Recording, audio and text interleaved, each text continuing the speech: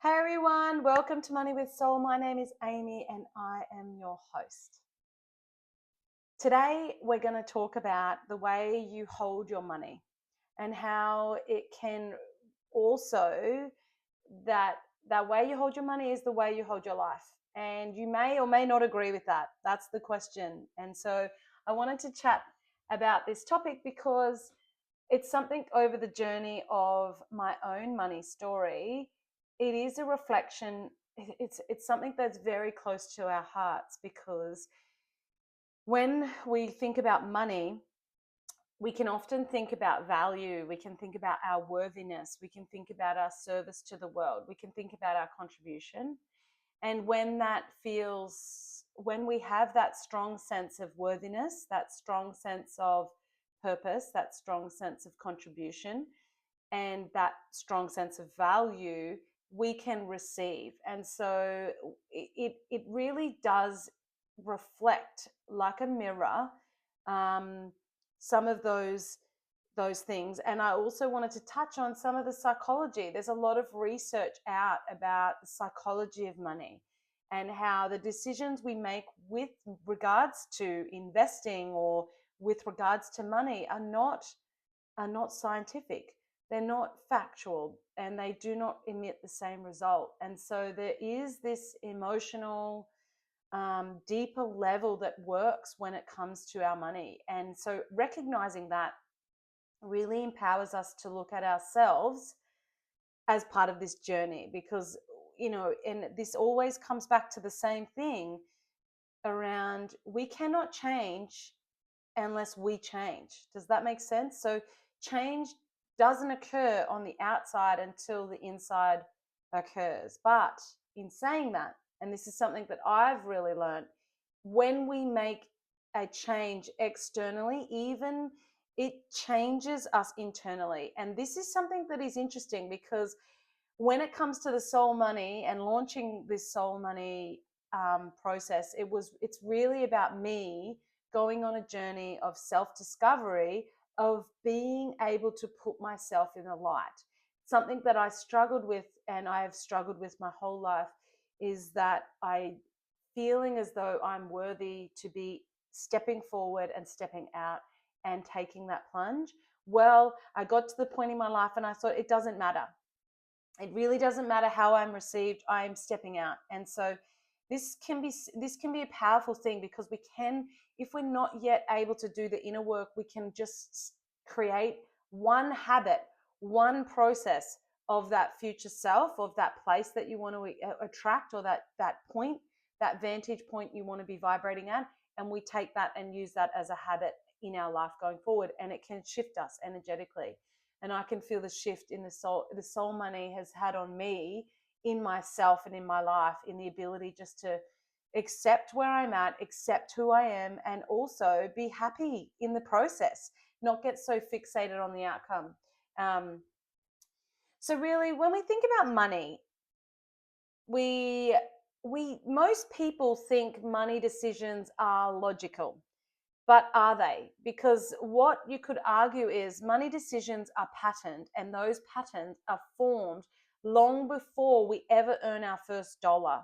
And this is where we talk about the soul money story, that unconscious layer of how our system has been wired. And so when we do the soul money story work, it's really about looking at what are the influences on our life, both internally and externally, that are creating decisions. And it's a whole topic in itself. But today we just really want to explore some of these principles around how the way we hold our money is the way we hold our life, and that reflection. So when we think about a money story, and we've covered that topic before, so it really is. I don't want to jump in there too much.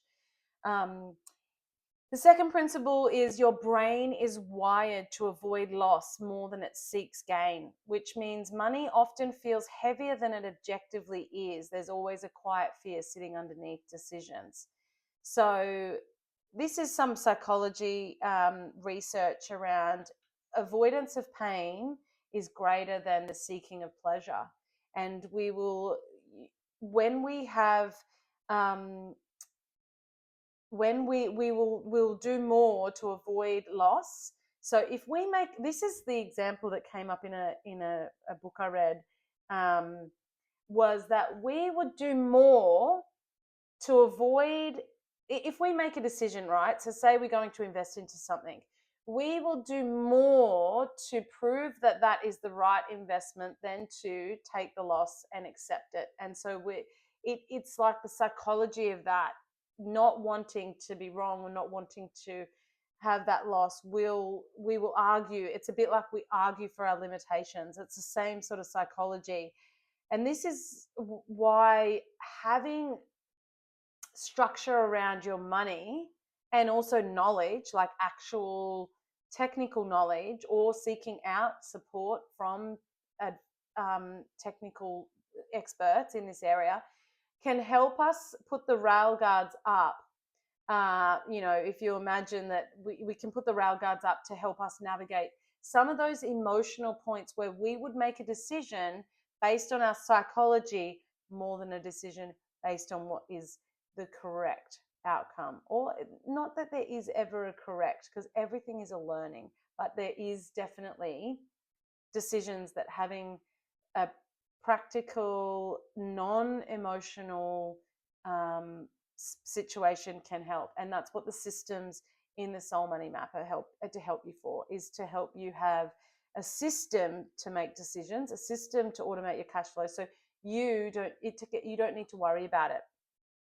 When someone controls every dollar and tracks everything and still doesn't feel safe, it's not about the numbers. It's about trying to create that certainty in a world that feels uncertain. And so you can look at this in lots of different areas of someone's life where they're trying to gain control. That control can also be the boundary that limits us from making better decisions for our lifestyle. So if you think about when you're in a job that is paying you well, but it's sucking the life out of you, sometimes we have that sense of, well, this is my only option because I can control the outcome with this, and the option of seeking different work or doing something I love is uncertain. And so we don't this always comes back to the ability for us to take risks, to sit in the unknown, to trust. And there was somewhere where it's like, that fear is absence, a lack of faith in what we can't see. And we need to be able to have something that can give us certainty. And so it's not saying that we can blindly follow anything.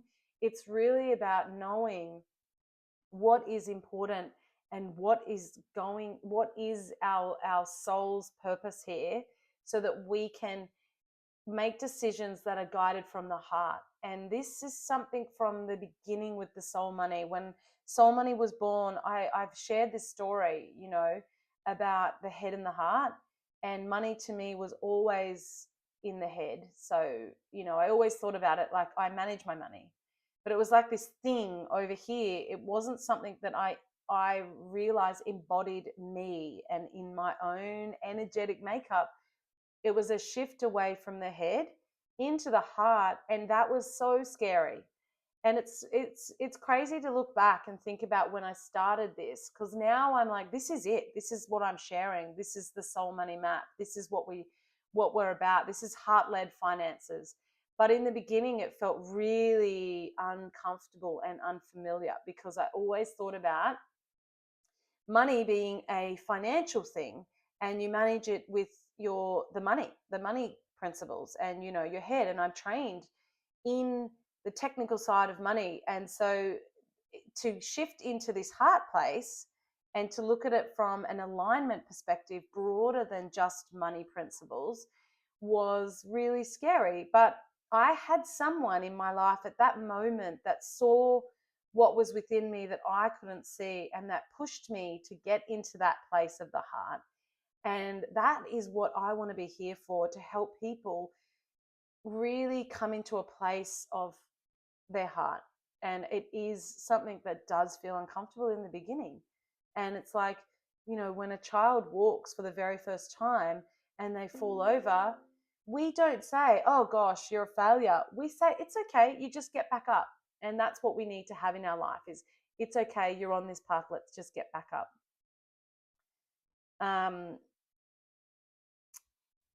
And this is another principle that I wanted to talk about as well, is there's also a pattern where people hold on to money or even bad financial decisions longer than they should, because letting go feels like losing part of themselves.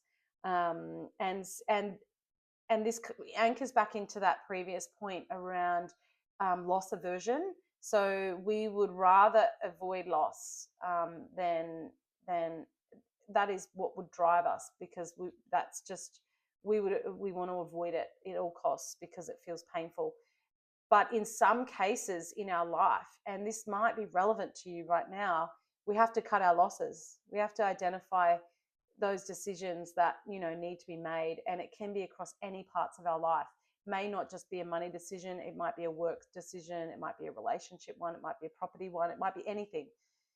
We sometimes need to recognize where we need to cut that loss at the knees, and rather than continuing on and on and on.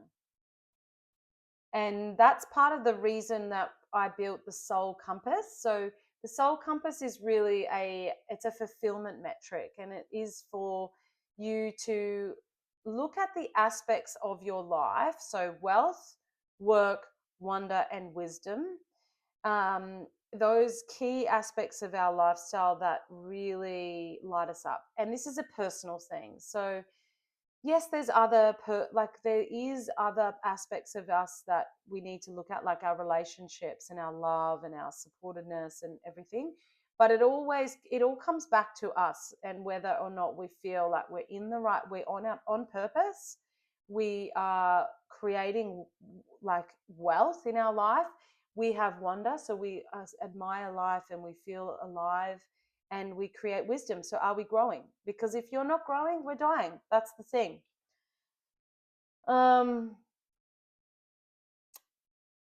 So when we think about some of these principles, that the way we hold money is the way we hold life, it's hard to start to navigate that without some of the tools. So, but I think a simple exercise that we can do, and we can do this right now, is that we write down all of the actual practical ways that we manage our money. Write them down. So how do we manage our budget? How do we manage our cash flow? How do we manage our wealth creation? How do we manage our finances? So things like our bills. How do we manage our spending? And write them just practically in one side, and then next to them, write what the emotion is linked into those. Now, this will be insightful. So if we write down, for example, budget. Now, for me, the emotion with my budgeting, or with my cash flow, is calm, and I'm faithful now. So I trust that the bank accounts and everything are doing what it needs to do. I very rarely have to go and tweak. Well, there is that monthly review, but it's less about this, moving things and oh gosh, that's happened, and there's less unexpected stuff that comes up. And this we're talking about in my personal budget, not the business. So, putting down the emotion around what that feels like in the body, what's that feel like in my life? And then on the other side, think about things like work, wealth, wisdom, and wonder, and look at that and think about the emotions that come up for that. You can do the scores, so the fulfillment scores out of 10 for each of those, and then putting the emotions. And what we can see is whether there is some correlation between how we hold our money and how we hold our life. Do we sacrifice ourselves for others? Do we sacrifice our joy to meet the needs of others? Do we carve out money, and do we carve out space for us to feel joy in our life, to feel alive, to grow, to, is there that sense of calm, that sense of sanctuary that we have in our life for ourselves, for us to be able to sit, reflect, and to adjust. And if life feels busy, a lot of this will feel busy. If it feels we're aware, we're centered, then see if there's any correlation. And it could be across certain areas. So just have a look at that.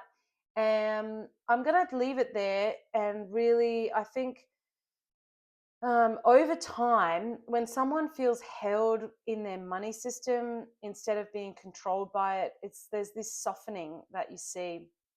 And it's not just a softening that happens in the money, but it also is a softening in how we hold our life. And that's what the Soul Money Map is all about.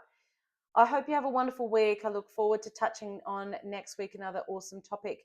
If there's any comments or feedback on what you want to hear, what we want to cover, please feel free to reach out.